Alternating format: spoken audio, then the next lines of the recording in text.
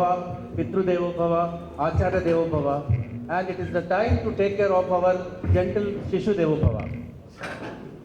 Your attention to Dr. Avula Muralidhar. He is Assistant Professor of Anesthesiology at Nilofar Hospital. He has special interest in handling difficult airways. Your attention to Dr. Avula Muralidhar. He did his MBBS from Gandhi Medical College, did his MD Anesthesiology from Usmania Medical College. Your attention to Dr. Muralidhar. He will be taking us through analgesia and sedation of our gentle neonates and children. Good morning, pediatricians. Just deviation from your pediatrics for 15 minutes. Pediatric and neonates, analgesia and sedation. Everybody, if you think children are just small adults, it's very wrong, because there are certain differences between children and adult, especially in the airway. Relatively, there is a large tongue and epiglottis and occiput, and should be evaluated for adenoid and tonsillar hypertrophy. And children desaturate more quickly than adults because of less oxygen reserves. And they need more frequent doses also. And drug doses should be calculated very precisely by measuring the weight, not like adults. And resuscitation equipment must be in size and age appropriate. Actually, pain is subjective. It may be undertreated, especially in children, because of lack of communication. So mild pain management mainly by reassurance and little bit drugs. Moderate and severe pain management, local anesthesia and parenteral analgesia and sedation. Jointly, this guidelines developed by American Association of Pediatrics and American Society of Anesthesiologists, due to the growing number of sedations performed by the non-anesthesiologists outside the operating room setting and increased adverse sedation events. So goals is first safeguard the patient, minimize the discomfort and pain, and minimize the negative psychological responses to the pain. So provide analgesia and amnesia, and also go for safe discharge. Definitions by OP and ASA define sedation and analgesia for procedures as a continuum of consciousness to unconsciousness, minimal sedation, moderate sedation, deep sedation, and general anesthesia. Minimal sedation, normal response to verbal stimulus. It's only anxiolysis. Minimal sedation means only anxiolysis. Their cardiorespiratory reflexes will be intact. Moderate sedation, it's a state of depressed consciousness, all reflexes maintained, and airway also independently and continuously patent. But it should be cautious. This is conscious sedation. Deep sedation is a medically controlled state of depressed consciousness or unconsciousness from which the patient is not easily aroused. There may be partial or complete loss of protective reflexes, so it should be cautious and be alert. General anesthesia is a medically controlled state of unconsciousness, is totally loss of protective reflexes, and there is no ability to maintain airway, they won't respond to the physical stimulation and commands. So typically general anesthesia is not recommended for emergency room or outpatient setting. These are the classes defined by ASA. Class 1, healthy patient, sedation suitability is excellent. Class 2, there is no functional limitation instead of systemic disease. So this is generally good, but other 3 and 4 are very poor. ASA class 4 and class 5 suitability is poor, benefits rarely outweighs the risks. So requires consultation with anesthesiologists, intensivists, neonatologists or emergency care medicine to determine the appropriate management. Candidates for moderate and deep sedation: infants more than 38 weeks, premature infants of chronological age plus gestation is more than 52 weeks, and healthy infants must be monitored a minimum of 12 hours.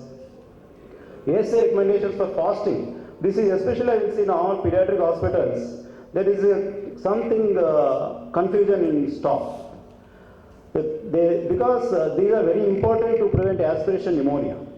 Clear liquids 2 hours, breastfeeding 4 hours, any formula milk or any solids, minimum of 6 hours NBMA is must. Sedative drugs, all sedative drugs depresses CNS and also causes respiratory depression, hypoventilation, So depth of sedation is a continuum. It may go from mild. You started mild sedation, but it may enter into the general anesthesia. So the greater the depth of sedation, the greater the risk. Immediately after giving sedation, the first is the pharyngeal airway collapse will be seen, and there will be hypoventilation. Sedation risk factors are airway obstruction, OSA, poor control airway reflexes, chronic lung disease, almost a lot of risk factors are there. Who are the personnel to give this sedation? So must two experienced people should be there, one physician and a nurse or respiratory therapist. Monitoring.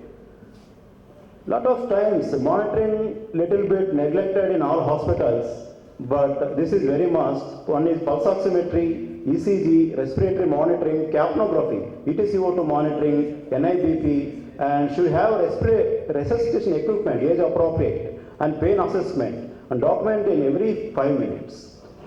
Capnography. This is very, very important in monitoring because it detects the hypoventilation prior to desaturation. It is more sensitive than our doctor's clinical assessment. ETCO2 in anesthesia is nowadays it's very compulsory. This is ETCO2 normal capnogram, ETCO2 and apnea, ETCO2 laryngospasm. This graph will see both are same, but in apnea there is no chest movement, but in laryngospasm there is attempt to breath. Discharge criteria. The all vitals should be normal, response should be normal, patient should maintain airway, and modified alternate scores should be more than 13. This is the modified alternate score. Discharge criteria, complications. Whenever you use reversal agents for benzodiazepines or narcotics, you should keep the patient additional 2 hours. And if there is prolonged complications, you should recommend ICU admission. So case study. 20 months old fall into coffee table while waiting in the waiting room. Mother gave the child a bag of potato chips and some apple juice. How long should we wait for procedural sedation? Potato chips means it's almost all solid food, so you should wait 6 hours. So, and by seeing the fasting, one more thing important is assess the urgency of the procedure. Somebody is bleeding, continuous bleeding. So you should go immediately by taking care of aspiration. Then these fasting rules will be over. Case study 2. 3-week-old requires evaluation with lumbar puncture for fever and lethargy. Vitals are normal except for fever and tachycardia. How to sedate the child for the lumbar puncture? So simple ones are there, oral sucrose. Studies are there, this is very good, it's releases endogenous opiates. It's a safe and effective. Non-PSA options, local topical anesthesia, and these are proposing, these are all to prevent the movement of the child.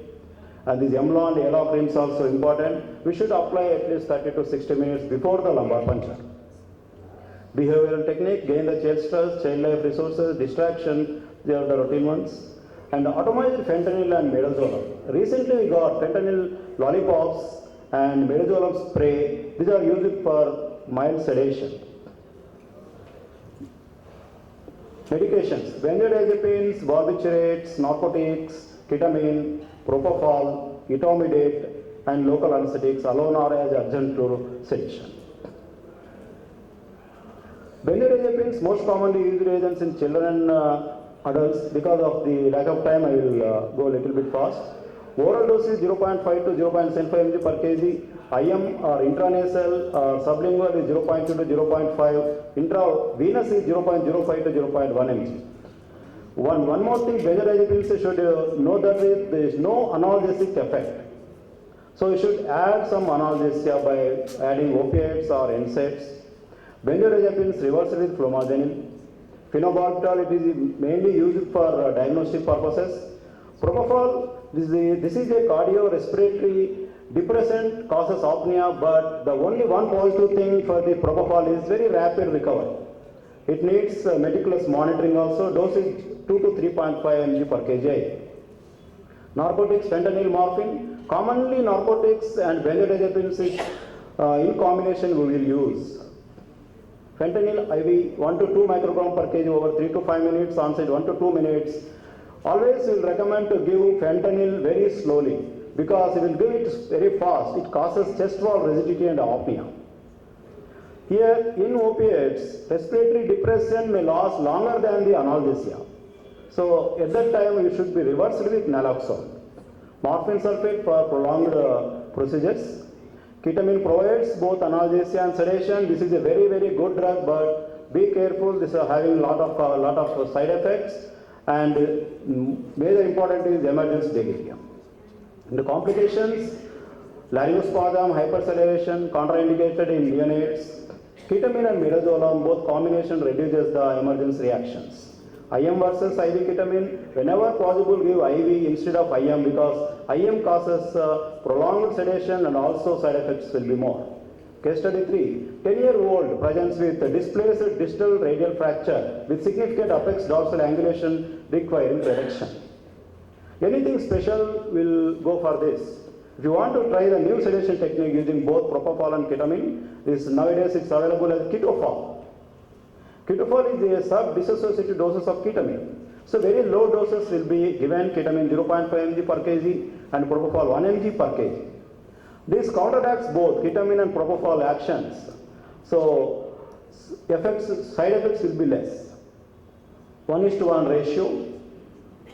Advantage being together, you get in an equally effective sedation that is shorter and lacks the negative side effects of the both. Here, airway events will be infrequent, whereas frequent in propofol. Heart rate will be normocardia, whereas tachycardia in ketamine. Blood pressure, whereas ketamine is hypertension causes, propofol causes hypo, but in this ketofol, it causes normal tension. Emesis is frequent with ketamine, but both combinations is infrequent. Very, very frequent complication of ketamine is emergence, that it will be reduced here.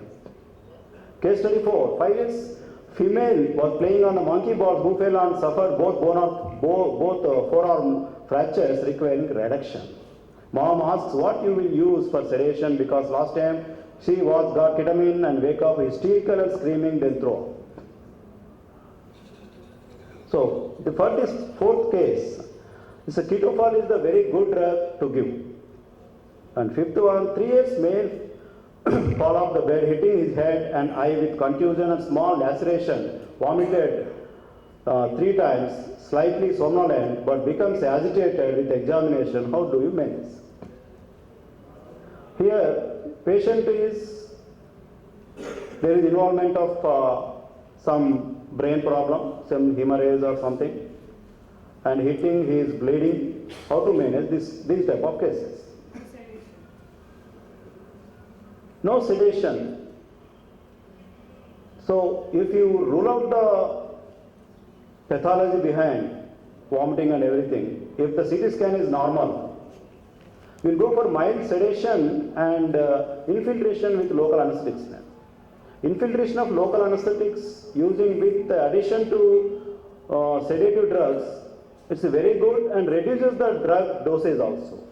Repeated doses will be decreased and the patient recovery time will be fast and will discharge the patient immediately also.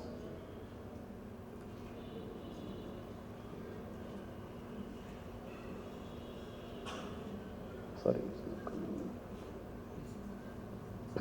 Cases. Routine cases, bone marrow aspiration, lumbar puncture, repair of minor surgical wounds. Bone marrow aspiration, lumbar puncture, already told that some local creams and assurances, movement prevention, all those things. Repair of minor surgical wounds. Here reassurance and local infiltration. Local infiltration is enough for these minor surgical wounds. And if the patient is anxious, parents are anxious, it's must to give sedations to that child. And insertion of arterial and venous catheters. So big childs will go for with local infiltration and will put the catheters outside the operating room. But all these procedures inside the operating room, nowadays we are having inhalants, very, very good inhalant anesthetics, very rapid induction and rapid recovery. You will induce and give infiltration and we will finish the procedure and recovery will be the fast. Immediately will 2 to 3 hours we will discharge also with GA, with by urihalates, not by other drugs. And collagen application, dressing, burns, this mild sedation is needed. Fracture reduction, ketofol is a very, very good combination for any fracture reduction. Bronchoscopy, endoscopy, some books mentioned in operating room, but I think it should be performed only in operation theatre. These are the major procedures, major complications will be there for this. And children undergoing diagnostic studies, CT scan, MRI, positron imaging, PET, EEG, electromyography, these are all better treated with phenobarbital because the patient should remain motionless for this. And how to give We finished your time limit, Dr. Muthu. It's over, madam. For wounds requiring precise anatomic alignment, regional block preferable to infiltration. Whenever you need scarless, anything, local infiltration, it will distort that one. So give the blocks, now blocks. Then it will, cosmetic suturing will be good. If the patient complains of pain during local infiltration, it's better to add sodium bicarbonate.